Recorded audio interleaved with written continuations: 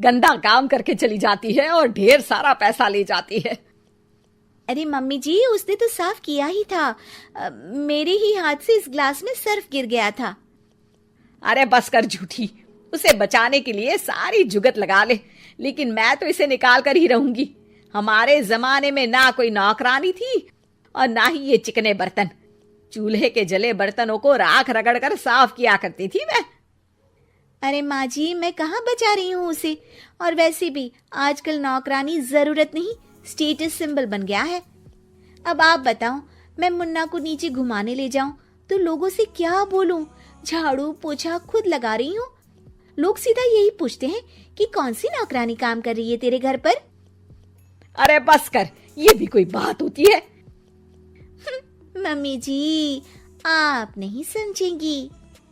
शाम को नौकरानी घर आकर काम कर ही रही होती है कि सास को कहती है, माँ जी एक बात बोलूं, बुरा न मानना। अरे वैसे तो मुझे तेरी शक्ल ही पसंद नहीं है, बात क्या खाक पसंद आएगी।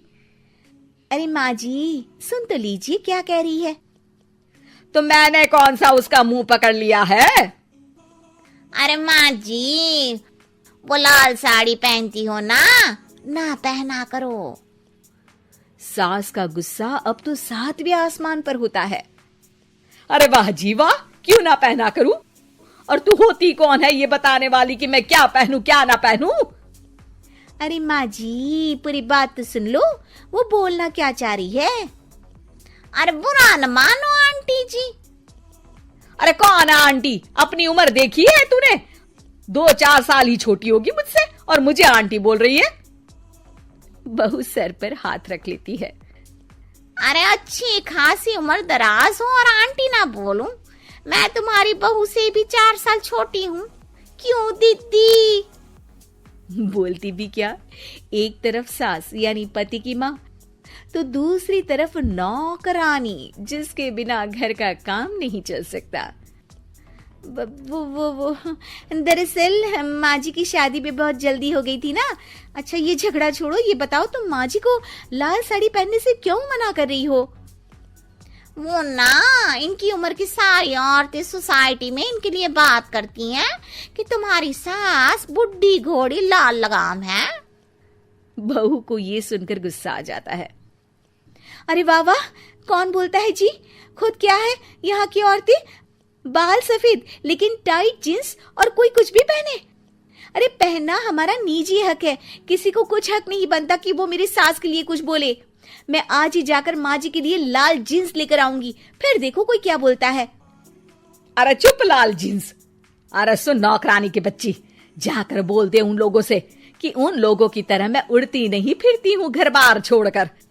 अपने बच्चों और नाती पोतों में मन लगाती हूँ, ना कि सारा दिन ताश के पत्तों में आंख गड़ाकर 3 पत्ती खेलूं। नौकरानी वहां से चली जाती है। वैसे बहू, नौकरानी के क्या फायदे हैं ये तो पता नहीं, लेकिन सबसे अच्छा तो ये कि पता चल जाता है कि कौन किसके लिए क्या बोल रहा है। सोसाइटी में तेरा नौकरानी रखने का इरादा बिल्कुल ठीक था। अगले दिन उन लोगों के घर की बेल बजती है। बहू दरवाजा खोलती है कि सामने कुछ औरतें खड़ी होती हैं। अरे बहू, कहाँ है तेरी सास? बुला जरा। अरे बहन जी, आप सारी एक साथ आइए आइए, कैसे आना हुआ? अरे 3 पत्ते खेलने आई हैं, क्यों खेलोगी? क्यों नहीं, वैसे भी बड़े दिन हो गए, एंटरटेनमेंट हुआ नहीं।